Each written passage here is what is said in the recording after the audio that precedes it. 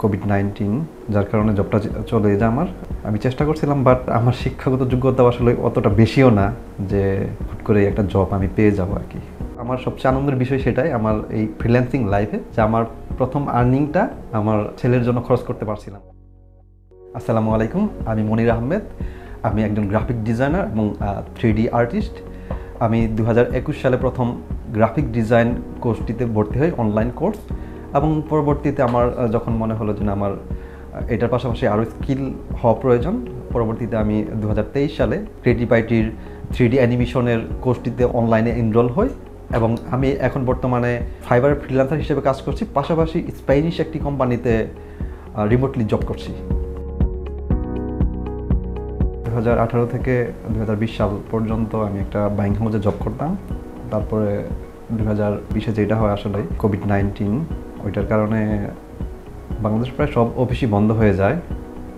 পরবর্তীতে আমি কাজ করতেছিলাম বাড়ি থেকে, ডাটা এন্ট্রির কিছু কাজ করতাম বাড়ি থেকে আর কি।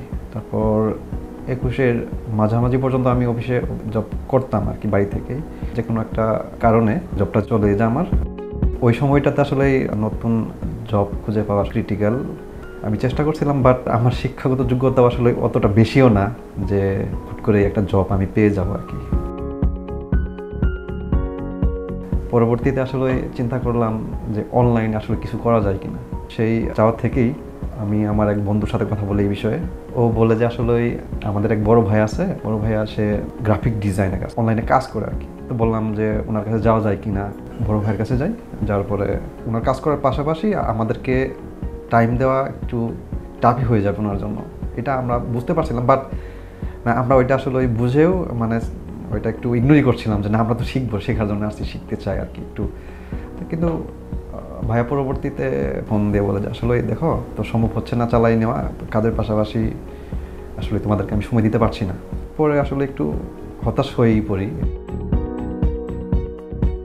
ভাইয়ের ওখান থেকে আসার পরে গণমাধ্যমে একটা নিউজ দেখে, একটা টিভি চ্যানেলে হেডলাইন এমন ছিল, মেবি ক্রিয়েটিভ-আইটিকে ফ্রিল্যান্সার তৈরির কারখানা বলা হয়। তো তারপরে ওই নিউজটা দেখার পর ক্রিয়েটিভ-আইটির ওয়েবসাইট ব্রাউজ করি, ক্রিয়েটিভ-আইটির ওয়েবসাইট এক্সপ্লোর করে পরে ক্রিয়েটিভ-আইটির গ্রাফিক্সের অনলাইন বেসটাতে আমি ভর্তি হই। ভর্তি হওয়ার পর যথারীতি ক্লাস শুরু হয়। আমার আগ্রহ ছিল আর কি যে না আসলে আমি একটা কিছু করবো আর কি। একটা মজার বিষয় হলো যে গ্রামে থেকে আসলে বাবা মাকে বোঝানো যে এই গ্রাফিক্সে কাজ করবো, অনলাইনে কাজ করবো, ফ্রিল্যান্সিং করবো, এটা আসলে খুবই টাফ। ক্লাস চলাকালীন স্যার ফাইবার অ্যাকাউন্ট ক্রিয়েট করে দেয় সবারই। আমি মেবি তখন আমি অ্যাকাউন্ট ক্রিয়েট করছিলাম না, কিছুদিন পরে হয়তো বা আমি ক্রিয়েট করছি। কোর্স শেষ করার 3 মাসের মধ্যে আমি প্রথম কাজটা পাই আর কি, আলহামদুলিল্লাহ। আমি মূলত আসলে গ্রাফিক্সের প্যাকেজিং ডিজাইন নিয়েই কাজ করি, প্যাকেজিং ডিজাইন লেভেল এবং 3D মকআপ। প্রথম কাজটা করার পর ওই ক্লায়েন্ট কাজে খুশি হয়ে পরবর্তীতে আরও টানা আমাকে 3টি কাজ দেয় আর কি, ফাইবার 3টি অর্ডার দেয়। তারপরে আমি আসলে র্যান্ডমলি কাজ পাচ্ছিলাম। আলহামদুলিল্লাহ আমার ছেলেটার জন্ম নেওয়ার 2 মাস আগে আমি প্রথম কাজটা পাই। তারপর মোটামুটি 2 মাসে ভালো একটা আর্নিং হয়। এখন আমি আসলে ফাইবারে কাজ করি একজন ফ্রিল্যান্সার হিসেবে। পাশাপাশি আমি স্প্যানিশ একটি কোম্পানিতে আপনার গ্রাফিক ডিজাইনার, ওদের প্রোডাক্ট প্যাকেজিং ডিজাইন সহ এবং 3D নিয়ে পার্মানেন্টলি বলা যায় জব করতেছি।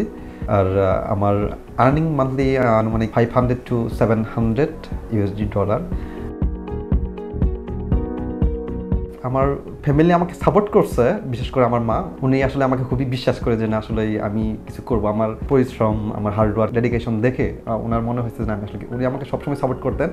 আমার বাবা সাপোর্ট করতেন, বাট আসলে গ্রামের মানুষদের যে প্রবলেমটা হয় যে আসলে উনি বিশ্বাস করতেছিলেন না যে আসলে অনলাইনে কিছু করা যাবে কিনা। উনি জানেন যে কম্পিউটারে কিছু করা যায়, স্কিল এইটা ঠিক আছে, বাট অনলাইনে যে কিছু করতে পারবো এটা আসলে উনি শেষ পর্যন্ত বিশ্বাস করতেন না, বাট সাপোর্টিভ ছিলেন।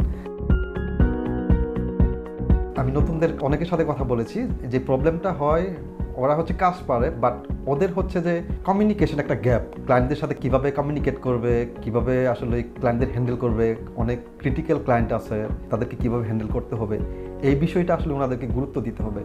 এবং দেখা যায় যে কোর্স শেষ করার পর নতুনরা হচ্ছে যে কাজ পারে, ক্লায়েন্টরা নক দেয়, বাট ওগুলাকে মেনটেইন করতে পারে। আমি নতুনদেরকে বলতে চাই আপনারা আসলে ওই কাজ শেখার পাশাপাশি ক্লায়েন্ট হ্যান্ডেল করা আর কমিউনিকেট করা, এই বিষয়টাতে যদি আপনারা আরেকটু সুনজর দেন, আমি মনে করি যে বেটার কিছু হবে।